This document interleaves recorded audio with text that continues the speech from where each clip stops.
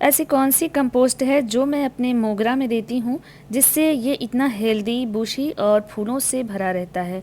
और ये अभी नहीं, पूरे साल ऐसे ही फूलों से भरा रहता है। रुक रुक करके ये हमेशा ही फूल देता रहता है। बहुत ही खूबसूरत ये मेरा प्लांट है। छोटा सा बेबी प्लांट नर्सरी से लेकर के आई थी और 1 साल में लगभग ये इस तरह से हो गया है और इसमें भर भर के फूल आते हैं। मैंने कई बार आपके साथ शेयर भी किया है, इस पे 2-3 वीडियो मेरे चैनल पे पहले भी है, अगर आप चाहें तो जा कर के देख सकते हैं। साल भर ये पौधा ऐसे ही रहता है और इसमें मैं साल में सिर्फ 2 बार कंपोस्टिंग करती हूँ अच्छे से।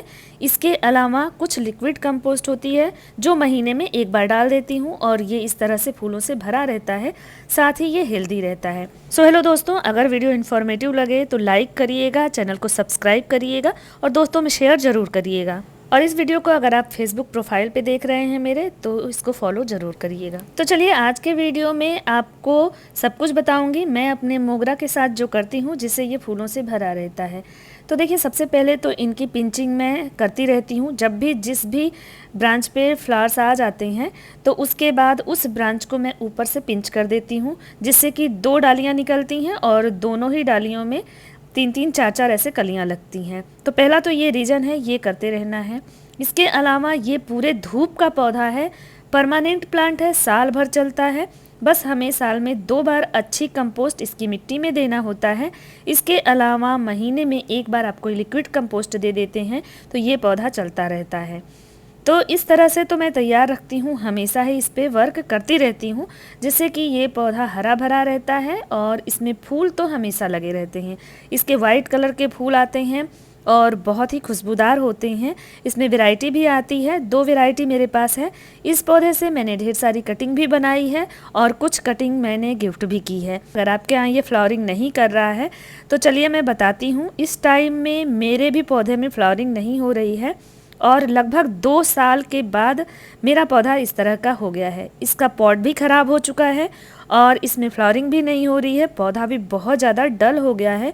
तो अब इसको हम ऐसे तैयार करेंगे कि पूरे साल हमें बहुत ज़्यादा इसके पे कोई भी वर्क नहीं करना पड़ेगा। 1 साल लगातार फूल देने के बाद पौधे की हालत ऐसी हो जाती है, कोई नई बात नहीं है, ये नेचुरल है। तो हमें अब पौधा ये इशारा कर रहा है कि अब इसको हमको फिर से तैयार करना है, जिससे नेक्स्ट 1 साल तक ये अच्छे से फ्लावरिंग भी करे और ये बुशी और घना हो जाए। हर चीज़ की स्ट्रेंथ होती है, तो एक स्ट्रेंथ तक वो फ्लावरिंग करता रहता है, पौधा भी ऐसा ही होता है। तो अब इस पौधे को मैं रिपॉट करूँगी, जिसके लिए मैंने यहाँ पे सॉइल मिक्स बना लिया है। इसके सॉइल मिक्स का जो रेशियो है वो मैंने रखा है इस तरह से कि इसमें मैंने 30% सैंड लिया है और इसमें मैंने 40% सॉइल लिया है अपने एरिया की। इसके अलावा 30% मैंने इसमें कंपोस्ट मिलाई है। कंपोस्ट में काऊ डंग कंपोस्ट मैंने मिलाया है, आप वर्मी कंपोस्ट भी मिला सकते हैं। इस तरह का मिट्टी बना करके हम तैयार कर लेंगे। इसके लिए हम सैंड थोड़ा कम रखते हैं क्योंकि जो ये पौधा है इसको थोड़ा नमी पसंद होता है, मॉइस्चर इसको चाहिए होता है, बहुत सूखी मिट्टी इसको नहीं पसंद है। इसलिए हमने 30% सैंड लिया है, बाकी पौधों में हम 40-50% सैंड मिलाते हैं। तो इस तरह का सॉइल मिक्स बना लीजिए। मैंने नया पॉट भी इसको दे दिया है। तो चलिए अब इस पौधे को यहाँ से निकालेंगे और इसको रिपॉट करेंगे। लगभग 2 से 2.5 साल से ये पौधा इसी पॉट में है और इसको मैंने रिपॉट भी नहीं किया है। इसकी रूट हेयर्स बहुत तेज़ी से फैलती हैं, जिसकी वजह से रूट बाउंड हुआ होगा और इस पौधे में ये प्रॉब्लम हुई है। अगर इस पौधे में फरवरी में मैंने ये सारे काम कर दिए होते तो पौधा इतना ख़राब नहीं होता। तो साल में 2 बार आप इस पर वर्क कर दीजिए, 1 बार फरवरी में और 1 बार अगस्त सितंबर में। बस आपका पौधा हमेशा हेल्दी और बुशी और इसी तरह से फूल देता रहेगा। तो चलिए, वो लापरवाही हुई, इसकी वजह से मैंने उस टाइम सिर्फ प्रून करके थोड़ा सा ऊपर से कंपोस्ट दे दिया था। तो अब पौधे को रिपॉट करने की भी ज़रूरत है। 2 साल में 1 बार अपने पौधे को रिपॉट ज़रूर करिए, इससे पौधा बहुत ज़्यादा हेल्दी हो जाएगा। साथ ही इसकी हम हार्ड प्रूनिंग करेंगे, इसकी जड़ों की भी हार्ड प्रूनिंग करेंगे और इसकी ब्रांचेस की भी हम हार्ड प्रूनिंग करेंगे। तो यहाँ पे मैंने जो मिट्टी है वो अच्छे से गुड़ाई करके और पौधे को बाहर निकाल लिया है। देखिए पूरा रूट कितना बड़ा हो गया है इसका और इसमें रूट हेयर्स बहुत ज़्यादा हैं। तो इसको अब अच्छे मिट्टी की, अच्छे कंपोस्ट की और अच्छे पॉट की ज़रूरत है। तो बस यहाँ से सारी मिट्टी हम निकाल देंगे, साथ में सारा रूट हेयर्स भी निकाल देंगे और इसके अलावा हम इस पौधे की खूब अच्छे से हार्ड प्रूनिंग करेंगे। जितनी भी ब्रांचेस ख़राब हो रही हैं या जो मैच्योर ब्रांचेस हैं उनको हम कट कर देंगे खूब अच्छे से जितना ज़्यादा हम कटिंग कर देंगे उतनी ही नई नई ब्रांचेज आएंगी, पौधा घना हो जाएगा और साथ ही कलियां भी बनाने लगेगा। इसके साथ ही हम एक बहुत अच्छी कंपोस्ट बनाएंगे जो कि इस नॉर्मल से सॉयल मिक्स में हम मिलाएंगे। हालांकि हमने काउडंग कंपोस्ट यानी गोबर की खाद मिलाया है सॉयल में, लेकिन इतना ही पर्याप्त नहीं होता है मोगरा के लिए। अगर आपको फूल चाहिए तो आपको उसको अच्छी खुराक देनी पड़ेगी, क्योंकि इसको भर भर के फूल देना होता है, तो खुराक अच्छी इसको देनी पड़ती है। तो इस पौधे की मैंने खूब अच्छे से प्रूनिंग कर दी है। इसकी देखिए ये जड़ों को भी मैं प्रून कर दूंगी। हार्ड प्रूनिंग इस समय कर सकते हैं, मॉनसून है, ये सारे काम आप पौधे पे करिए। हालांकि अगर पौधा ख़राब हो जाता है थोड़ा रिस्क भी हो सकता है, क्योंकि अगर आपको आइडिया नहीं है तो ये काम करने में थोड़ा सा आप ध्यान दीजिएगा।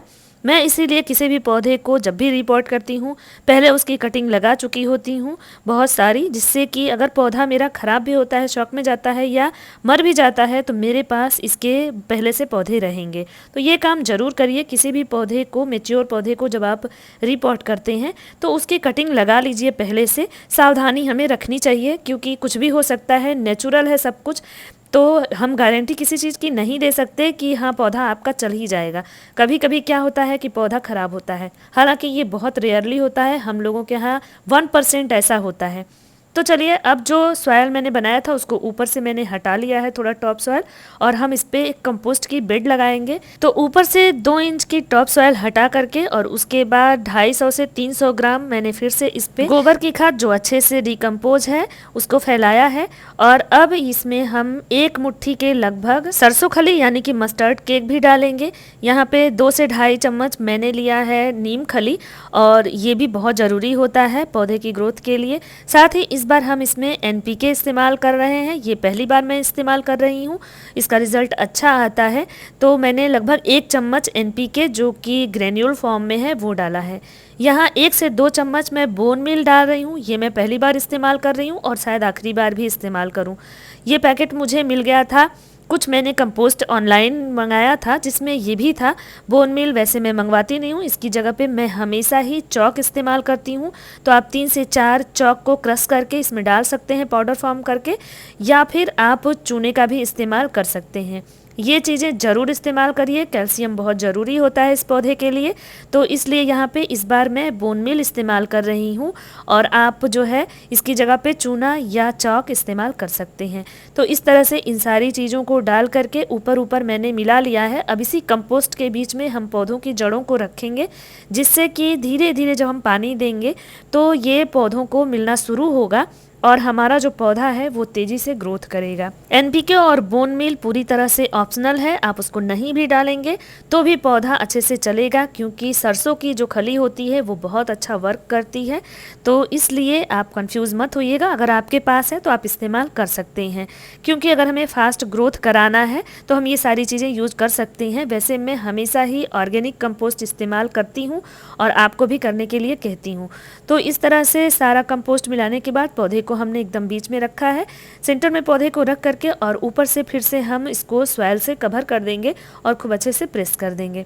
फिर हम पौधे में थोड़ा सा पानी देंगे। मिट्टी इस समय थोड़ी गीली है क्योंकि बारिश हो रही है। तो बस ये पौधा रिपोर्ट हो गया। पौधे को हमें 20 दिन तक छाए में ही रखना है, और जो भी प्रून किया था वो कटिंग भी लगा दिया है, इसको भी 20 दिन तक हमें छाए में रखना है। बस इतना काम हो गया। अब हमें फरवरी तक निश्चिंत रहना है।